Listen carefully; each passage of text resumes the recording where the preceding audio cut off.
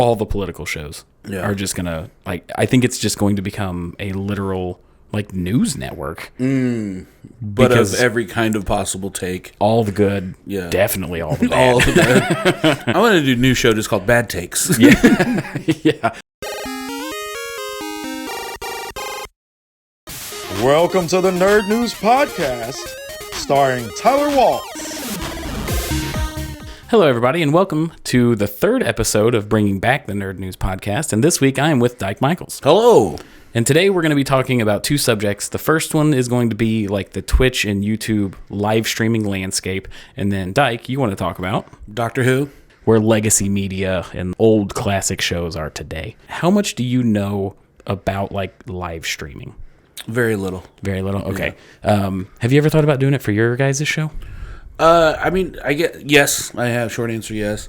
But I know a lot of it is building up an audience, and it just seems like another thing to be building up. And like our biggest problem is because we do food on our podcast, that we're not very regimented on starting at the same time. And I feel like a live stream, you have to kind of be like, we start at 2 p.m. every day or whatever. So back in 2020, when the world shut down for unknown reasons, I tried to do a podcast and a live stream just from my apartment because I got laid off, so I had plenty of time. Sure. And kind of was very quickly taught how difficult it can be. Mm-hmm. And then obviously I didn't really do anything until I became a comedian in like 2021. Was this you doing what, gaming? Yes. I my first live stream ever was of Stardew Valley, which is like one of my favorite games of all time. It's just a super chill game that people just kind of put in the background while they just do stuff. It's got like a very niche, cool community behind it. And then the podcast was basically just me and my buddies getting like really in depth on just whatever topic they wanted. Like one of them was about the history of beer, and one of them was about the history of telecommunications. It was just whatever my friends really were nerdy about was what we talked about. So Twitch and YouTube are the two biggest live streaming platforms. Okay. And now you've got like side streaming services like Kick, which have kind of got a bad rap because the people that are on Kick got kicked off of YouTube and Twitch. Gotcha. So that's kind of where one might say radicals go. You know, it's mostly gambling streams. Okay. Which is kind of funny. But the general rule of thumb for a long time was that if you have an audience already, you stream on YouTube. Okay. If you're starting from zero, you start on Twitch. Okay.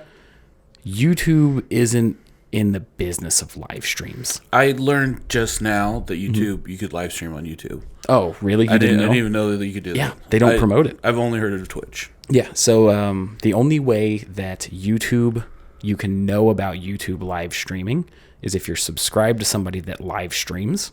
Oh, okay. And then they'll send you a notification when they go live. Okay. But it's like when you pull up the YouTube You're never going to homepage, find somebody organically. It's very difficult because like when you're looking at the homepage of YouTube, it's like videos, shorts, community, and then it's like something else. And then you have to physically scroll to get to live shows. So you have to go out of your way to get discovered, where that's what people go to Twitch for. Yeah. However, Twitch has been getting some pretty rough. It's been pretty rough on Twitch lately. Okay. Because they're very inconsistent with how they divvy up punishments. So a lot of people... Isn't that kind of like all platforms? It seems like... Yeah. It's so obvious with Twitch. It's one of those things where it's like a lot of people will argue nuances and stuff on YouTube and the other ones. But Twitch, it's like... The straw that broke the camel's back was that a girl literally had sex on Twitch live, and she got like a 2-week punishment. Okay. But like somebody was live streaming and like something bad happened. I think it was like a shooting happened while he was live streaming, and he got banned for life because of violence. And they were like, that just sucks. Wrong place, wrong time. And then it's like other things where people have talked about certain topics and lifelong bans. But it's like this lady literally streamed pornography and got a 2-week ban. Like just crazy discrepancies between punishments. Okay. So Another thing that Twitch had done is they announced a couple years ago that if you stream on Twitch, you are not allowed to stream on any other platform. You have to exclusively, even if you're nobody with like no followers. That's crazy. You can't cross stream. That's like the old like comedy club wars. Of, like if you perform here, you can't go across the street and perform. Yeah. Twitch treats it very much like cutthroat. Like if you're with us, you're with us. Done. But here in the last week or so, they said that you can now cross live stream. Okay. So they're trying to steal the YouTube people back, because if you're getting started on YouTube, the biggest argument for why you should start there is I can simulcast on YouTube and Kick, and there's like 3 or 4 others, but I don't really know the names of. So there's just like this war going on, right, between the two big people, because Twitch is owned by Amazon. YouTube is owned by Google. So it's just Goliath versus Goliath at this point. Which one do you prefer? So I think because of where I'm at, I mean, I'm not going to pretend like I've got this huge mega audience right now. If I had to pick right now, I think it would have to be Twitch. Mostly because the type of stuff that Tyson and I would do would be like gaming related, or we would like live stream Dungeons and Dragons and stuff like that. So for discoverability, I think we got to go with Twitch.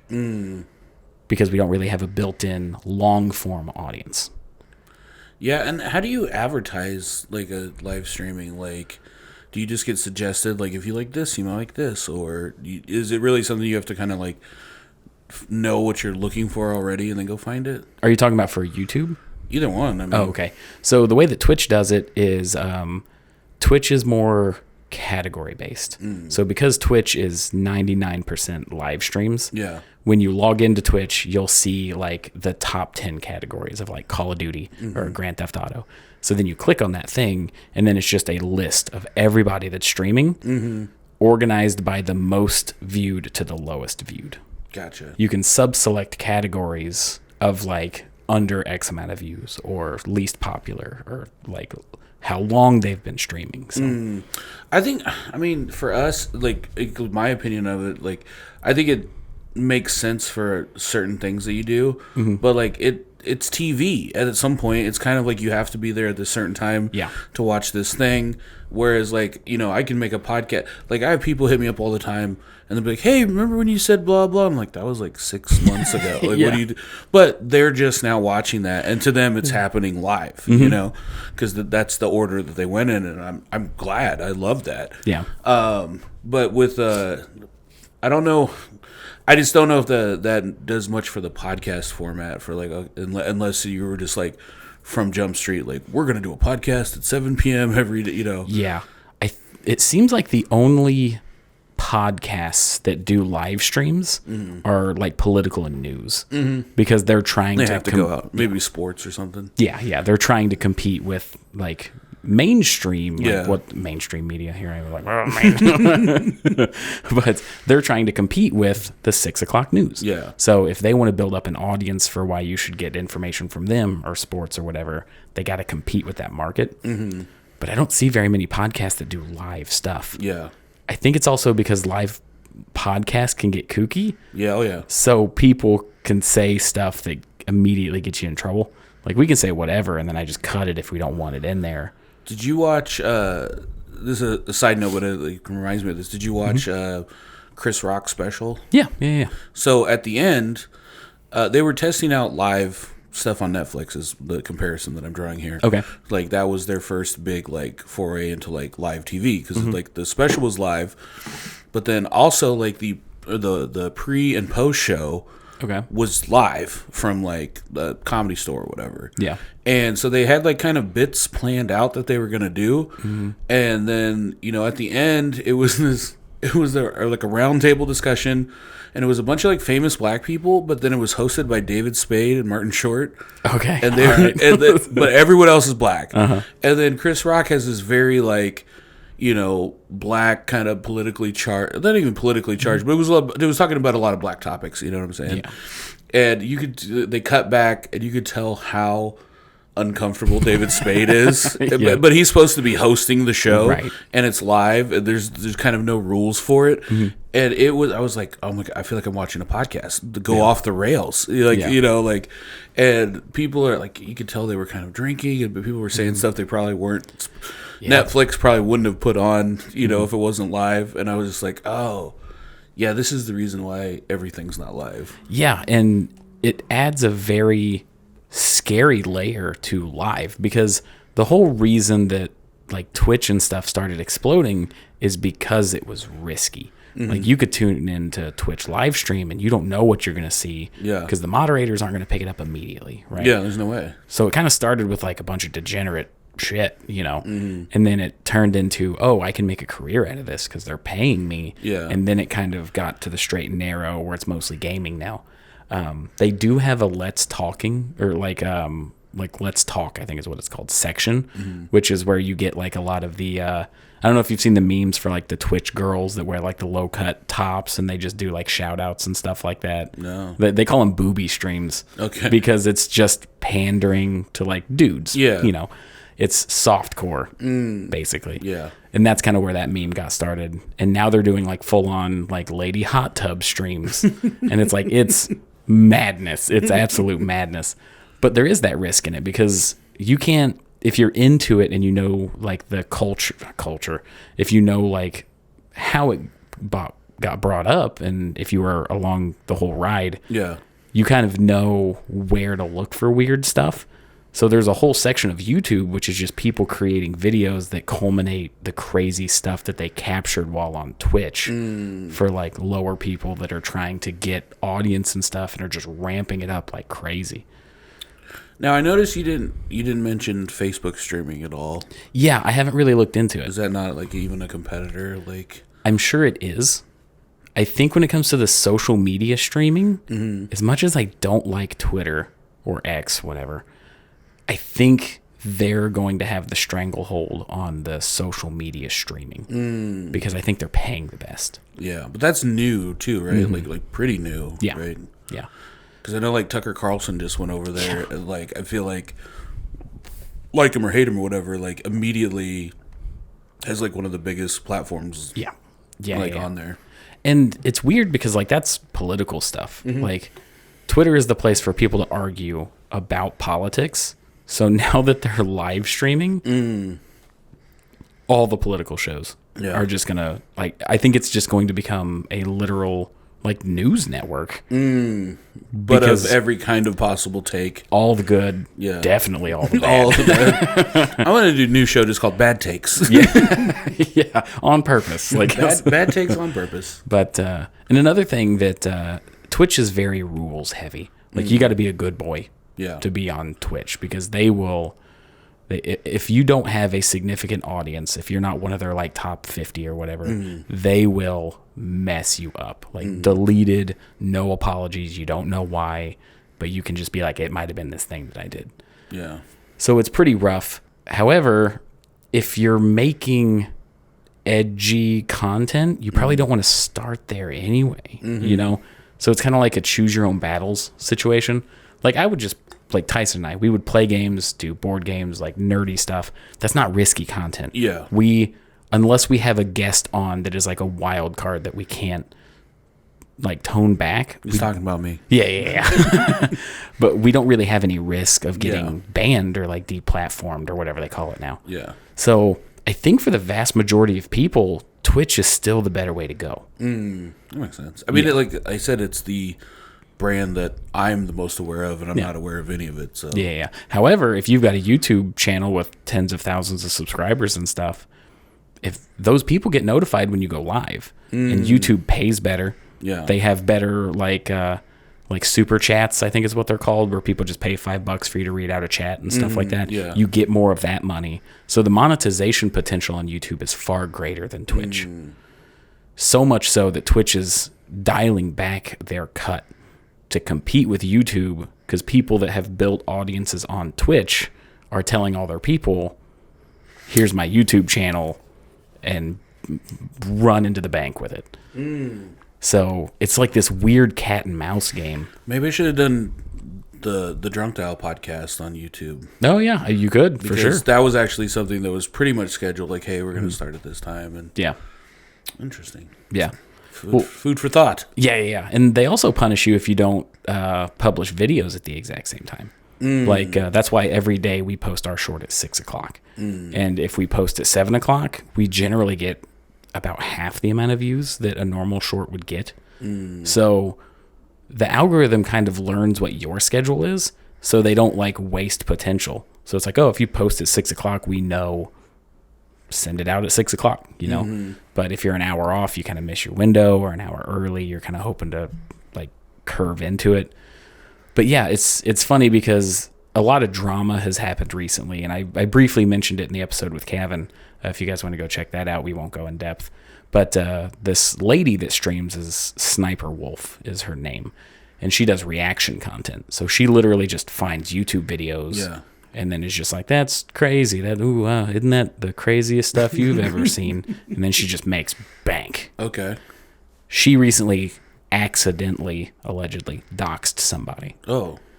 So in response to this, YouTube said that she can't post clips there anymore, but they're kind of stepping it back because of how big of a content creator she is. And another reason that they stepped it back is because YouTube has a policy where you don't get in trouble for things you do off platform. Yeah. But Twitch will absolutely punish you if you have like a tweet or if you're on somebody else's podcast. Oh, wow. Yeah. So they'll punish you for doing things other places. That's crazy. Yeah. Twitch is like judge and executioner when it comes to your content. It's that was like when you were at school, and like sometimes you would get in trouble for something that didn't happen at school, and you're like, what? Yeah. I was at home. You can't get in trouble for that. Yeah, no, it's pretty crazy. But yeah, I didn't know if you guys had any like interest in live streaming or what you guys thought of it, because I know in the Indianapolis scene, when it comes to like podcasts and stuff, everybody is just kind of like on the YouTube train. I know we use Buzzsprout for like the audio and the hosting and stuff like that. I think you said you guys use like Anchor or something. Well, it's Spotify for podcasters now, but yeah. Oh yeah, it went through a switch like Twitter did. Yeah, that's what we use, and it aggregates out to all of like a bunch of different platforms and stuff. But yeah, I don't know. I never say never. Like, I think if we got big and got to the point where like, hey, like all of our job is podcasting now, there would definitely be a lane to do some sort of. It probably wouldn't be hard to brunch, just because it would have to be like done at a certain time. But yeah, if we were doing like multiple shows and stuff, I definitely. I mean, anything that if it works, yeah, if it works, it works. Because I think there's a lot more money in live streaming. Because if you're live streaming and you do have that set schedule and stuff, it's like a TV show back in the day, like before Netflix. Yeah. Like the reason that Friends was the biggest television show is because the network knew that they could get this many people in front of a TV at 9 o'clock. Yeah. So live streaming is now that. Another thing that live streaming is really good at is when you finish a live stream, it's like, well, I'm already here. Let's just watch a video. Because they hit you with the recommended videos after a live stream ends. Yeah. So it's like doubling down on content almost. Now, this is a dumb question, but are the live streams then recorded and you can watch them later? Yep. Okay. Yeah, because the pro move up until recently was live stream on Twitch, capture your recording, because Twitch will keep a recording for you. Nobody watches old stuff on Twitch. So you download that, post it on YouTube. So your YouTube channel was the clips from your Twitch to promote your Twitch to make money on this platform. Like, it's a weird like pyramid scheme. Like, it almost feels like the serial killer board with the strings on the wall. Well, it's very interesting because it's definitely, it sounds like two completely different ways to take in media, right? Like, you have people like, I know I'm only going to watch this stuff live. Yeah. And then you have people like, yeah, I'll get to it. And I like, that's what I'm more familiar with, is people like, I'll get to it when I get to it. Yeah. Especially because like we're both comedians. So the chance that we're going to be able to tune into an 8 o'clock live stream is basically zero. Yeah. Unless I'm driving to a show and can listen to it. Yeah. Not going to be able to. There's no chance. Yeah, and I think that's part of the reason why I'm not as familiar with it. It's just because it's not a service that I use because of my lifestyle. Yeah. another thing that Twitch kind of gets in trouble for is because of that. I mean, most adults don't just have time in the middle of the day to watch stuff.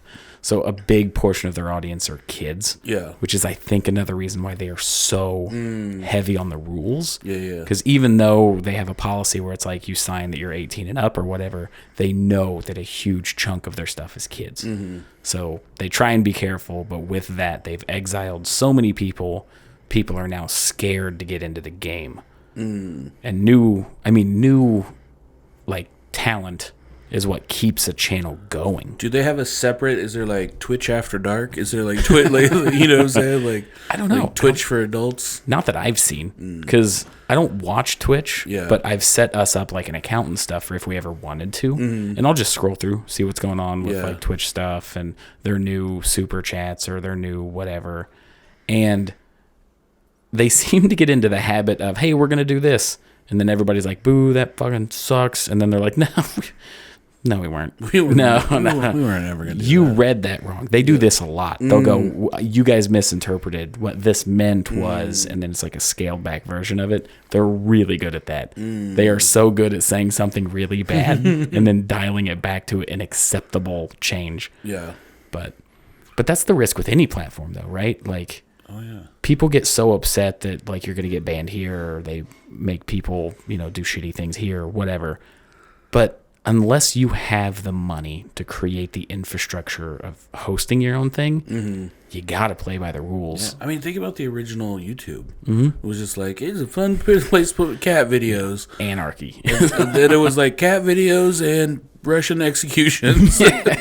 Man, those days of YouTube were wild. Yeah. Oh, yeah. Like, those days of YouTube were so popular, it created spin-off websites when YouTube got bought. It's like Live Leak and stuff like that, because people just craved that stuff. Yeah. And it's insanity. Like, there's a lot of depraved stuff on the internet. Yeah, it's crazy when I see someone get in trouble on YouTube now. I'm like, I saw someone chop someone's head off. Yeah, like a week ago. On YouTube. But, and it's always like an ebb and flow, because there's always a bunch of crackdowns, and then people get upset. And the people that are hurt the most are the big streamers, because every time that there's policy changes, it affects monetization. Yeah. They call it the adpocalypse whenever something happens. Yeah. So it used to just be if you had over a certain amount of views, there's a chance of an advertiser being on your thing. But then advertisers were like, hey, we don't want to be on this person's content because listen to what they're saying, right? So then there was like you have to check boxes to get certain things. So the more family friendly you are, the more ads you get. And then another year later, it was if you cuss within the first 10 minutes, then you get put on this other thing. And then it was like 30 seconds. And now they're rolling it back to a couple minutes. So like they're always trying to figure out how to make it family friendly for something that's inherently not a family friendly thing. Yeah. Like, people didn't go to YouTube for family friendly content. Yeah, that's crazy. I don't know. Like, I think it's just something that's. I always look at like anything. Like, I feel bad for anybody that's like monetized and then they lose money. But also at the same time, I feel like it's almost like, even if this was a really good job for you, it's gambling. Like, this is a traditional job in the way of like, if they can come and change the rules at any second for literally any reason, then you're gambling. Like you might be a really good gambler. Well, I was joking around with Tyson about this because like we're in Indiana. Indiana is an at-will state. So like you're hired, they can just fire you for any reason. That is content creation. Yeah. Like people wonder why content creators that get so many views and stuff like that go crazy. It's because now there's money involved. Yeah. When you have to pay your bills with this video that you're releasing on Friday and your editor messes something up and you got to re-record some stuff, you're going to go insane because you got people to pay now, you've got bills, and it's all riding on this Friday 4 p.m. release. Yeah. And I'm terrible at the tech side of all of it. So like, I just want to be a goof. I just want to be a goof on camera and then go home. Yeah. Like, if I didn't have to know all the tech stuff, I would not. Yeah. It's been an uphill battle with me kicking and screaming the whole way to figure out the most basic of editing stuff. I mean, and the stuff that I've learned, I don't want to say against my will, but like just from doing it and not even being the hands-on person. Yeah. I feel like I know more than the average bear. Yeah. Of someone who doesn't know anything. And you have to. But yeah, it's just like you have to just to, whatever. It's like, it's crazy when people start asking me questions about it. I'm like, what? No. Like, Yeah. I just got here. I don't know what I'm doing. Yeah. Yeah. But like, you've been podcasting for 4 years. And I'm like, barely. No. It feels like 12. Yeah. Like. But yeah, anything else you want to add to the topic before we move on? Man, that was you taught me a bunch. Okay, well, hopefully you guys learned. I know the first half wasn't necessarily the funny, goofy ha-has that we normally have, but I did think it was interesting that like Twitch and YouTube are going through like another war of, hey, please come back. Yeah. Because it's just an exodus both ways. It's crazy how there always seems to be like two, you know what I'm saying, like main competitors, and then everyone else, like the third one's always so much lower. Yeah. Than the two, like whether it's like politics or business or whatever. It's like very rarely is there like 3 or 4 like equal competitors. Yeah, because essentially if you had to roll the dice, if you're going to Twitch, you're either going for listening to a lovely lady speak into a microphone or gaming.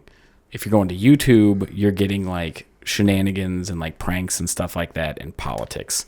And then Kick is all the degenerates that got kicked off for gambling on the other stuff. So they just gamble and say naughty words over and over and over again. Thank you all for checking out part 1. In part 2, we're going to be talking about shows like Doctor Who and Star Trek and where old legacy television's place is in today's society.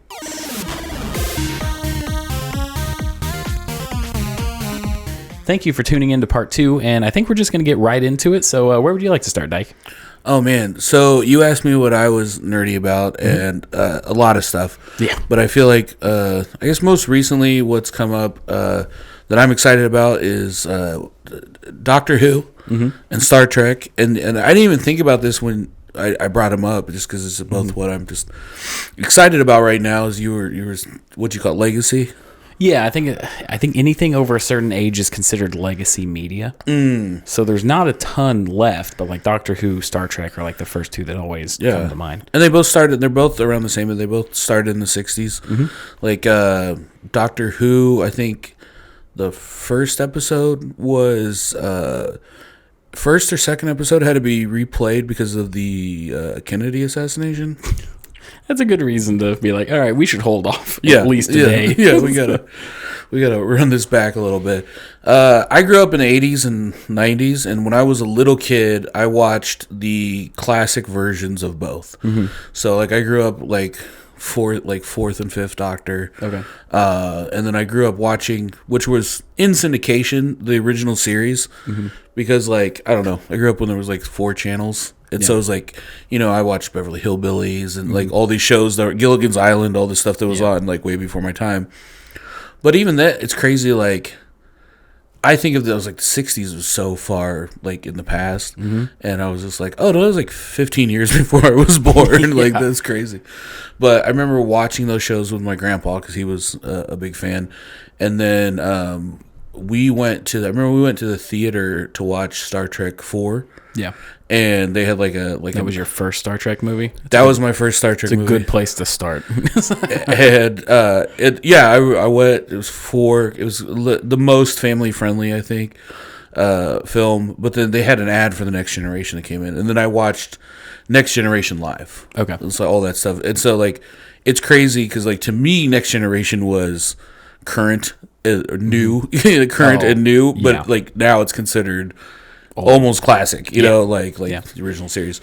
So I love both, and I have strong opinions on both brands. And I thought it was very interesting. I think a good place to start is with this 60th anniversary, because you said that you were making fun of it. You had an opinion, and I feel like I would like a chance to defend the other side of it. So did you already discuss your opinion on the show? A little bit. It was more of like a passing, like when Val Werner was on the previous episode, I kind of just made a joke that it's like, okay, I think they lost a lot of people with the previous Doctor, so how do we get people back? Let's do what we did for the 50th anniversary, Because David Tennant, I would say, if I had to gamble on who is the most popular Doctor, I think it'd be him, like hand over fist. I love Doctor Who. I started watching Doctor Who when Matt Smith became Doctor, because tons of my friends watched it. It's a great starting point, too. Well, I didn't start with him. Oh. When his season started... Yeah, you went back? That's when I started and got caught up about like halfway through Matt Smith's first season. So I started watching... It was right... I'm trying to remember what Matt Smith thing was happening. It was when he had Amy, but Rory hadn't joined yet. So it was like right in that middle part. But I loved it. Yeah. My favorite new Doctor is Peter Capaldi. He's the best. I loved him. He was so good. I saw a thing, like a meme, and it was like my favorite Doctor's leaving. I hate this new person. Okay, they're okay. This is my favorite Doctor. My favorite Doctor's leaving, and it was just like, because that's kind of how you felt from like that's kind of how I felt from like Tennant to Matt Smith to Capaldi. Yeah. You know, it's just like Capaldi. And then at first I didn't like Capaldi. Like at first I was like, why is he so grumpy? Like why is he so? He's kind of almost like a anti-hero. Like, and then by the end it was just like. Hellbent, Heaven Sent, those 2 episodes, the one where he gets caught in like the castle. And he's punching. Yeah. I was just about to say those are my favorite episodes of Doctor Who ever. That might be one of my favorite episodes of television ever. Like they won like the British version of an Emmy or whatever for it, but it was phenomenal. So good, I loved it. And then it gets a little difficult because then they switched showrunners, and so when Russell T Davies rebooted the show, and he did it for all like the Christopher Eccleston. Yeah, I liked Eccleston. And then I know he kind of gets memed on a little bit because he was only in for a season because apparently he was kind of a shithead on set. Wasn't that kind of the reason that they parted ways? Yeah, I mean, probably depends on who you ask. You know? That's true. That's if true. you ask him, it wasn't him. Yeah. But it was like Russell T Davies, and I love Russell T Davies, but like. Some of it's cornball. Like if you like, even when it first came back on and you watched it, I was like, man, some of this is like. But that's also what makes it Doctor Who. I felt like is like Doctor Who's always a little bit cornball, but like it is revered amongst the fandom as like, you know, there's some people they'll if it's not classic Doctor Who, they don't want to even talk to you about it. But it's like the same people that are like only the original Star Wars. Yeah, but like. Most new fans, like most people that are even complaining now, they loved Russell T Davies, and you know he took it through the David Tennant, and then Stephen Moffat takes over at Matt Smith. Yeah, and so it's like the showrunner and the Doctor leave together, and this other person who had been a writer takes over as showrunner. So there is a torch kind of passing. But they, like, even in the episode where Tennant regenerates into Matt Smith, like, they start with one production team into the other, so the show looks even different. You know what I'm saying?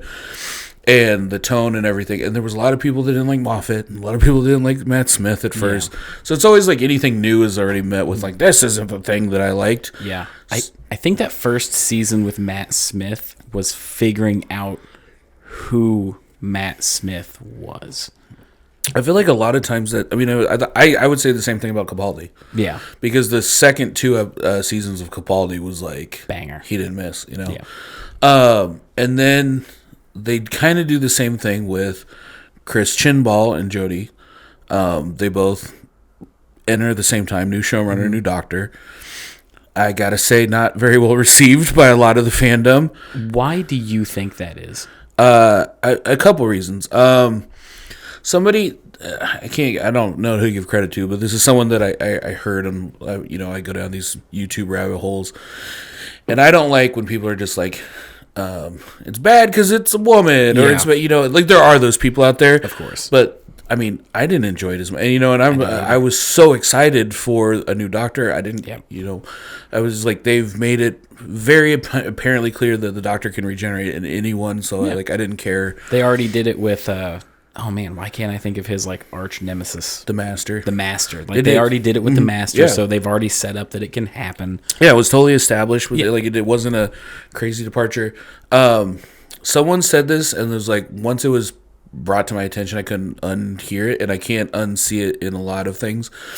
He said like so they went from having like one companion, and at different times in classic Who.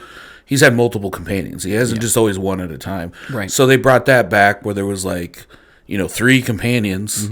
But they said basically, you know, if you had like an old dude, you had a black guy, and you had like an Indian woman, right? Mm-hmm. And so you have this nice diverse color palette, you know.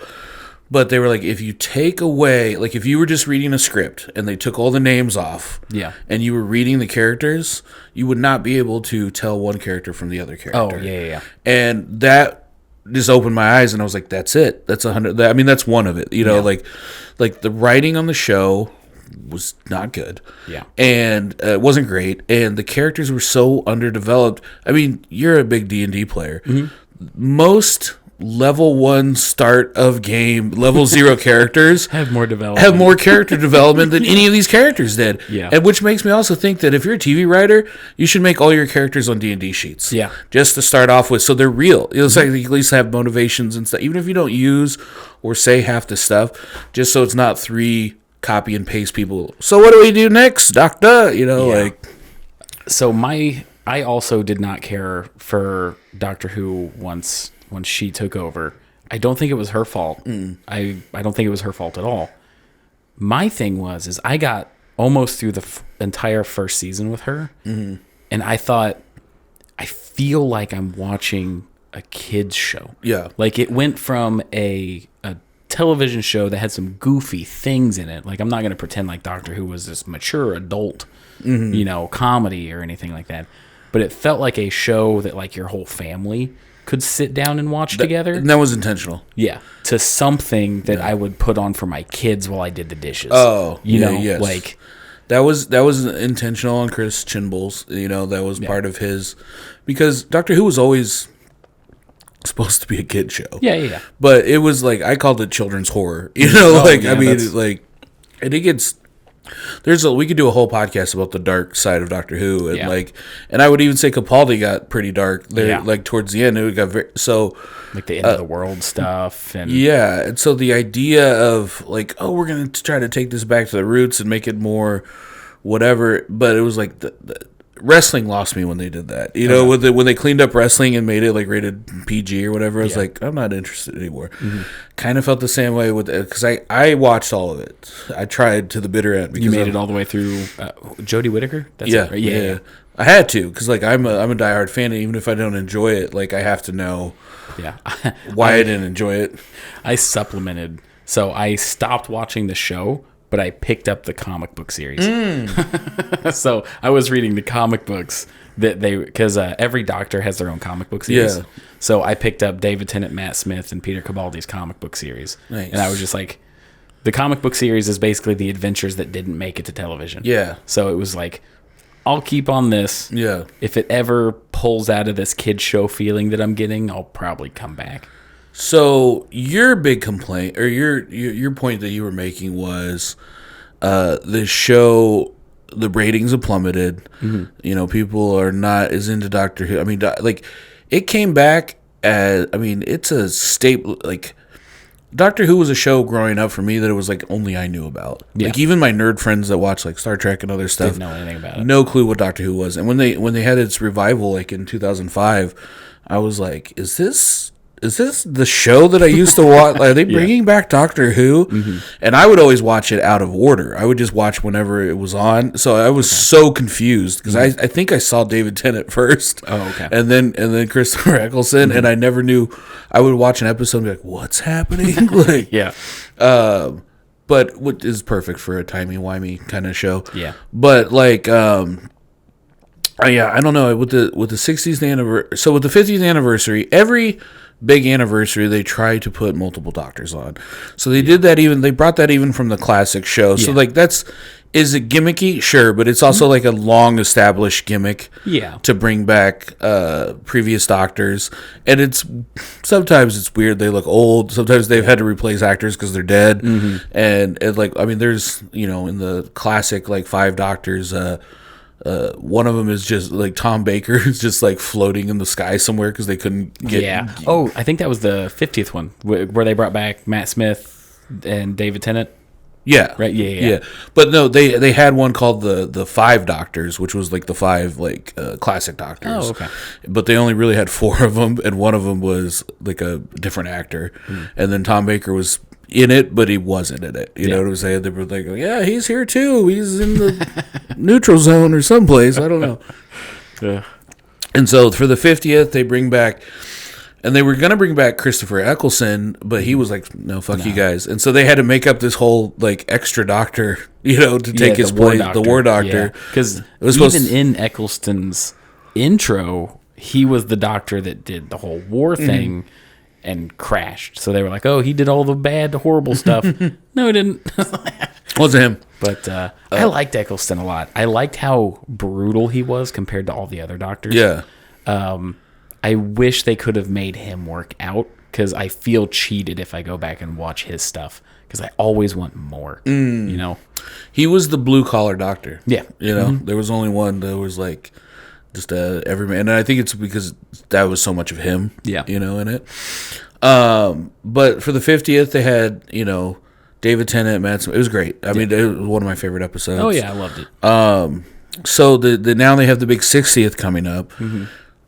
They have this train wreck. They have a train wreck of how do we get the show back on track? How do we make Doctor Who great again? Because it's gonna be. Is this Jodie stepping out? So I mean, she's done. She is done. Yeah, she's completely done. Filmed her last episode, and it was supposed to be Shooty is the way you pronounce the new Black Doctor's name. Okay. I'm still not sure on his last name, but it's spelled like N''C. Okay. And it's just like, I would never have guessed that was pronounced Shooty. Yeah. Because I knew that a new doctor was coming in and all that stuff. I just wasn't sure when it was happening. It's normally on the anniversaries. So, what the problem was, they picked him to be the new doctor. First of all, they bring back Russell T Davies, so everyone's like, "Oh my God, Daddy's back!" Like it's just so like everyone just like everyone that had a complaint was just like, "Oh, you're bringing back." Really? And he's not even supposed to be there long term, but he's supposed to be this band-aid that's like, look, we're gonna fix everything. Just come back, trust me. You all trust me, so come back. And everyone's like, yes, Russell T, okay. And then he picks Shooty to come back as the new doctor. He really sees something in this guy, and he really wants him to be the new doctor, and everyone's pretty jazzed about it. The only problem is he had a severe conflict of shooting where he would not be able to be there for the 50th. So the question, or for the 60th. Yeah. So the question became, do we just not do anything at all for the 60th? But you have to. But you have to. And so what do? You bring back David Tennant for 3. Because that was always the kind of gimmick when they had to like fill time in between seasons. Like even if you go back to Tenet, like there was like, I think the end of Tenet's run was just like 3 specials. Yeah. You know what I'm saying? Yeah. So it's like, and he was like transforming almost throughout all, because like he starts getting like the glowing hands is like in the first episode, and then the second one he was like hurting and he was starting to glow more. And then that third episode was kind of just him saying goodbye to all the companions and stuff that he had met. I thought David Tennant's send off was beautiful. Yeah. It was so good. It was great. But I think that like, obviously, is it gimmicky? Of course it's gimmicky. Oh, yeah. But, like, it's also, like, it was that or do nothing. And so, and it's also, like, we've been waiting a long, like fans have been waiting a long time. Yeah. So it's just, like, all right, so what they're going to do now is, like, you get 3 movies, basically. You get these 3 filler movies. Hopefully, I'm not filler, but like, you get these 3, like, here you go. And it's going to start, like, the last week of November. And then it's, like, every week you get a new one, like for the 3, and then at the end of that, that's going to resolve somewhere, and he's going to turn into Shooty, and then you're going to get a Christmas episode, and then wait till the spring, and then the new season's going to begin. Okay, so there's going to be something that happens that makes him revert back to the 10th Doctor to get into the 14th, 15th. So officially, no. They're considering that this is the 14th Doctor. David Tennant is the 14th Doctor. And then Shooty's going to be the 15th Doctor. Okay, so David Tennant is both the 10th and the 14th. Okay, I kind of like that. So that's okay. So we also don't know, because all that's happened is he also regenerated with clothes on, new clothes, which never happened before. It's kind of happened in old Doctor Who. Because it's always a gimmick where it's like, oh, these clothes don't fit. Yeah. And then, so there's some trickery. I feel like it's there's some sort of trickery in it. It did seem to remember being, he was just like, oh, I remember this body, whatever. But it may not be exactly, it could be a million different things. Yeah. But there's two doctors, so I don't know. I'm excited about it. So Matt Smith or nobody else is coming back, right? Not that you know. Oh, right. Yeah, I'm sure that's going to be some kind of big surprise. Yeah. Who is your favorite doctor? Man, I mean, I know we just talked like Cabaldi up a lot. Yeah. Growing up, it was Tom Baker. Obviously, like Tom Baker was the fourth doctor. The fourth doctor with the scarf. Mm-hmm. He played the doctor the longest, so he has the most episodes of the doctor. He was very much in that like Santa Claus kind of vibe, and he was comedic too, more so than the original first few doctors. They'd be like, the second doctor was goofy sometimes, but like the first doctor, third doctor, they weren't particularly funny. Yeah, I went back after when they had that small little gap in time. I think it was between Matt Smith and Peter Cabaldi for like the Christmas stuff. I went back and watched a bunch of the old stuff, and it's funny how dry, very dry. It's British. I mean, it's a British show, so like that's kind of their vibe. Yeah, and it was like the companion was the one that got to be like kooky, young and hip and kooky, and it was like the doctor was like a teacher, professor, but not Tom Baker. Tom Baker was a clown. Yeah. And it was just like very funny, but it would always end up on top. Mm-hmm. And so I think like within that, like he's always going to be number one in my heart. Mm-hmm. But like as an adult watching something who's seen all the characters, it's got to be Capaldi. Yeah. But as far as like acting range and just like the full range of actions and acting, Capaldi nailed it. So I think we would both agree that David Tennant's the most popular. Yeah. Probably. Like wide scale appeal amongst all modern Doctor Who watchers. Probably David Tennant by a large margin. Yeah. Do you think they have a chance of making a Doctor that people like more than Tennant? Oh. Or do you think Tennant is where it peaked in popularity? It's really hard because even though I say this, I'm in a lot of Doctor Who like sub chats, subgroups and stuff, and man, people are real passionate about like, and some people will pick random doctors that they're like, no, usually it's like Tom Baker, Capaldi, Matt Smith, David Tennant, William Hartnell, just because he's the first. Yeah. But every once in a while, someone would be like, no, I'd like the sixth Doctor, like Up until Cabaldi, Eccleston was my favorite. Mm. Yeah. And amongst those, it's like there's no wrong answers. Mm-hmm. It's a lot of people. I just think that the main thing is just like, I just try to remember like this is all these actors are trying to portray this same and different character, so it's just like there are no wrong answers, right? Like it is subjective, like there's obviously I hope they bring back Jodie in some sort of capacity to like, because I don't like, I watched I've been going back and forcing myself to watch because I'm trying to find 10 things that I like about the Chinball era is what I'm trying to do right now, and I'm trying to like, I'm about like 5. Okay. And how much more do you have to watch? Oh man, no, I mean I found 5 things out of 10. Well, good for you. I was trying hard to squeeze that other 5 out, but like I just don't think they gave her a lot. I don't think they gave her a lot to work with. But like the show itself looked beautiful. Like that was like one of the things. It was like, man, like the sets look great. Like they had a lot of opportunity. The last episode she was in, I felt like was one of the best episodes. Oh, okay. And it was just like, man, they kind of brought it back. Why didn't they do this earlier? Like, I don't know. So do you think the 60th anniversary is what brings the mainstream fans back? Or I guess the ones that complained. Man, unless it's just a smoldering turd, I mean, here's the thing. I don't want to get into like woke culture versus whatever, but there is a thing where like Russell T Davies, it was beloved by the fan base.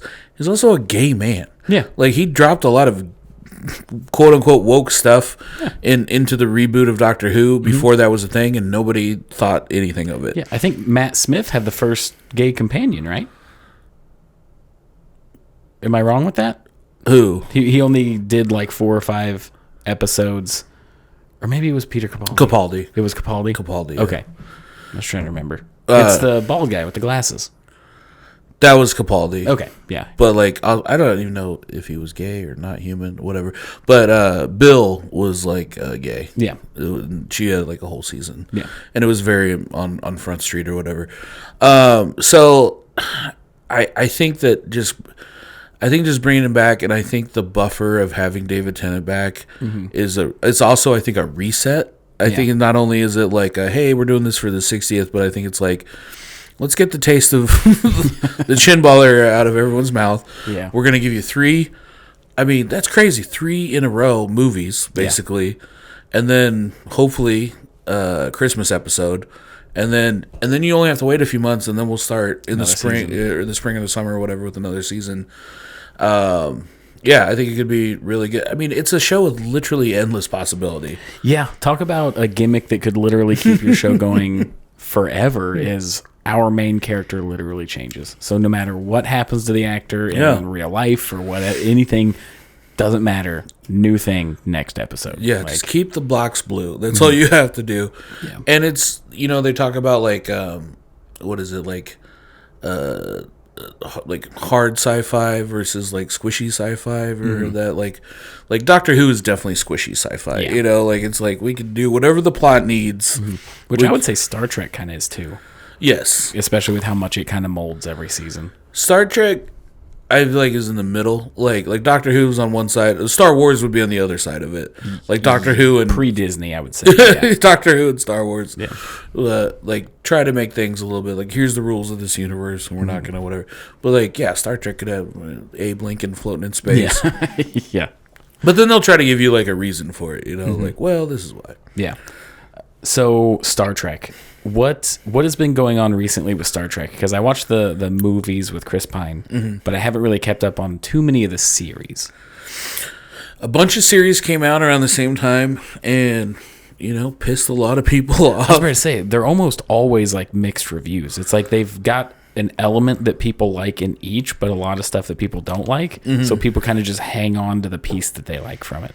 Yeah, and I also think, like, it's okay not to like, like, that's the thing, too, is, like, now there's so much coming out that it's okay not to like all of it. Like, you can just, sometimes you can be like, that one's not for me, like, Marvel was doing that with some of their shows. I was like, this is obviously for a child. Yeah. This isn't for me. I'm not the target audience. So they've done too many TV shows now. way too many. The sheer oversaturation of the market. Like when they did their first 4 rounds of shows, where it was WandaVision, Captain America, Loki, and Hawkeye. Yeah. Yeah. I thought that was fine. I thought they were hitting it hard up front and then like trickling into other things, but it just kept. Yeah. Then it was Moon Knight, and then Let's milk that cash cow until the udders bleed. I really liked Captain America. I thought Falcon and Winter Soldier was amazing. I loved it. I thought the message that they left it on with like Sam taking the shield, great. I loved it. I thought Loki was okay. I think everybody liked it because it was Hiddleston. I liked it because of time travel. But. Yeah, but I think that one got blown up more than... I thought it was fine. I thought it was good. I like how they brought in like multiverse stuff and Kang and everything like that. I thought WandaVision was good too. I got like halfway through Hawkeye, but I wasn't super interested. And then Moon Knight I thought was good. Okay. But after that, for some odd reason, my drive to watch all their stuff just went to rock. I haven't seen anything since. Oh, Secret Wars was hard. Like good? No, hard. No. Hard on the eyeballs. Like it goes hard. It goes hard on my spirit. Yeah. It was rough. Well, that was like Nick Fury's first thing, right? Because it's Nick Fury, right? Yeah. So I'm sure most people were excited about that. I love Nick Fury. And Secret Wars is an iconic classic cartoon or a comic. Just not good. Not good. But yeah, no. Looping back to your question about Star Trek, man, they threw a lot at the board, and I think a lot of it was kind of. And here's the thing: is like sometimes on these shows, I think there's a finding its way. Like we were talking about Matt Smith and Capaldi. And do you remember like the first season of Parks and Rec? Yeah. So different. It's like a completely different show, The first season of anything is getting its sea legs. Yeah. It's very rare that the first season is just a banger. Like, what was that Apple show that you recommended to me? Severance, yeah. Amazing. Yeah. That is an outlier. Yeah, that's the end of it. I don't think there's ever going to be a season 2. You don't think so? I think the strike killed season 2. That's a bummer because I loved that show. Yeah, it was amazing. So I don't know. Let me say what I can only speak to like what I've watched. Mm-hmm. So like, but I love the concepts of almost all of them, and it's just like, again, it's okay not to. Discovery was a prequel to the original series by like I think 10 years or something. It was just before, and I think that there was a lot of complaints about like the technology that a lot of this technology seems to be like way past the original series. So I feel like they had to come up with reasons why this technology existed and then why it went away. Sci-fi, I feel like, is the hardest category to do prequels. Because if it's historical prequel, like if you're doing a World War II movie and it's like, well, let's do one about World War I. Yeah. That's easy. Yeah, we know that shit.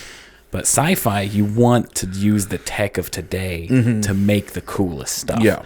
So it's like you're sitting there and you're watching The Phantom Menace, and you're like, this motherfucker's got a double-bladed lightsaber. Where was that when Obi-Wan was fighting Darth Vader? Yeah, 100%. One is like, you watch DS9, right? Mm-hmm. So there's an episode of DS9 where they go back to the original series. Yeah. They go back to the Tribble episode. Yeah. And it blew everyone's mind at the time because it's like, oh, man, you got people from this show back on the original series.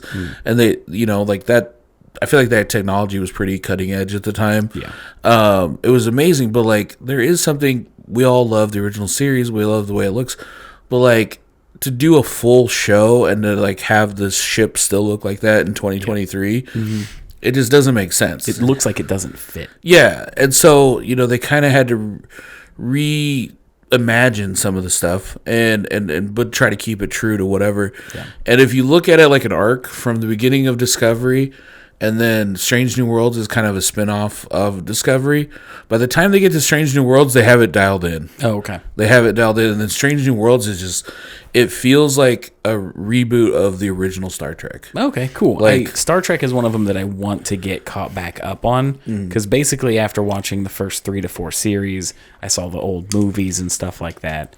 And the new movies, I was like, okay, that was good, and then I just kind of forgot about it for a while. And then by the time I got back into it, I was like, oh, there's like 3 or 4 more series I need to watch now. Yeah.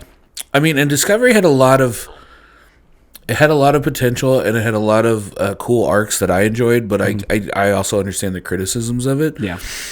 They have this amazing mirror universe arc in it, which made me feel nervous at parts. Yeah. Like it made the mirror universe seem like a real threat. And that's what I like when there's some of these reboots. Strange New World did that with the Gorn. Okay. They brought the Gorn back from the original series, which was like that lizard guy who looked corny as hell. Yeah.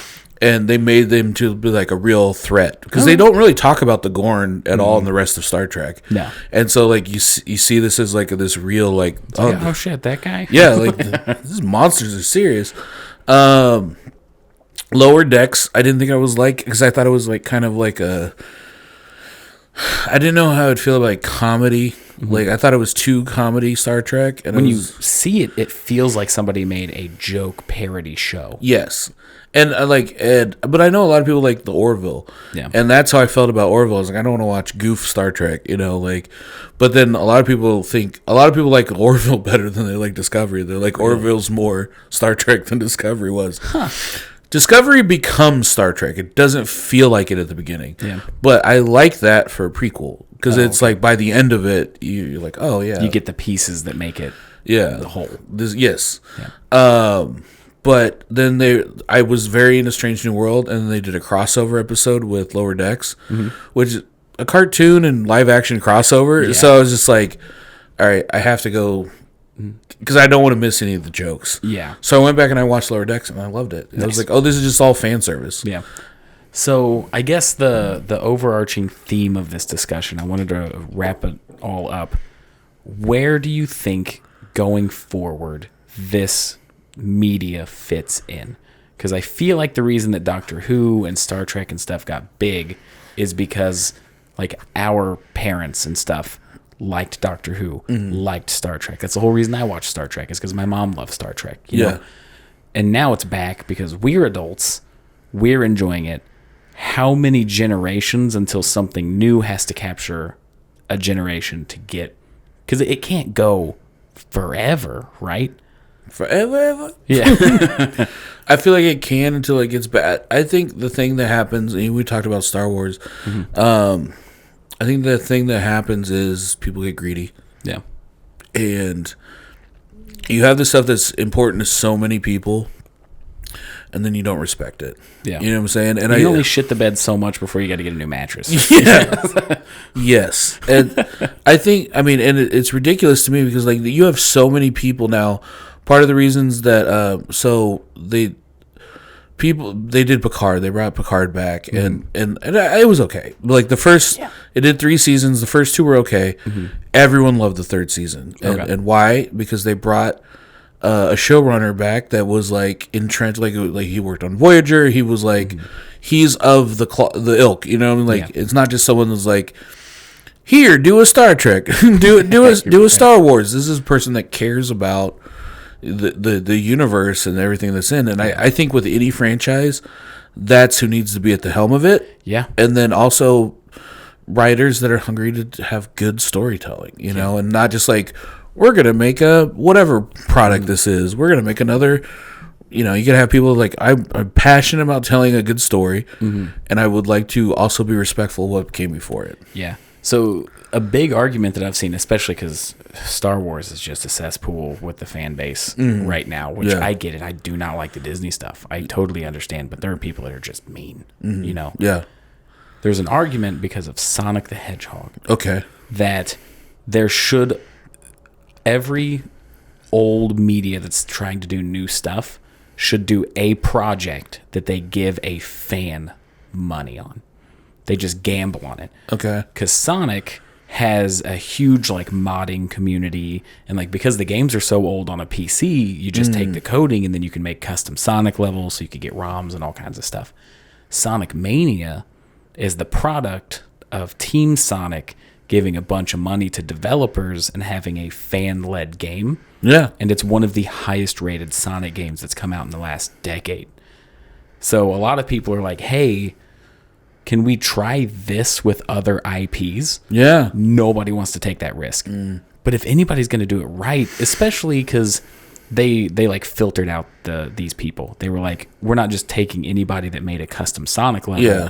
They went and found the most popular like 10. And they're like, oh, these 3 guys have made the most popular fan Sonic edits. Yeah. What if they made a game and it's a banger? Bring it's the fans in. Yeah. You know what the thing about Peter Capaldi is? He loved Doctor Who. Huge fan. Huge fan of Doctor Who. David Tennant, huge fan. Star Wars, I can't remember the actor's name, and it's a bummer because what he's done for Star Wars personally is beautiful. It's the guy that wasn't the actor for Darth Maul, but the guy that did the voice in the animated series. Okay. The guy that did the voice of the animated series and was the actor / model for Starkiller in the Force Unleashed games is a diehard Star Wars fan, so much so that he would be on set for like the live action stuff, and he would like correct people on set because they had to reshoot Anakin's scene where he finds his mom dying because he's like, yeah, I've got a wife now, I would love for you to meet her. Like that was the original line, and he like stopped the set and he's like, guys, in episode 1 Padme's here and he married Padme. So, like, it doesn't make sense that he's saying, I hope you meet. Like, he was such a fan that he was picking out, like, little lore things that they were just slipping up on. Yeah. It's like, those are the people that care the most. No, yeah. So. And I think if you do it like that, you can do some of these projects forever, you know?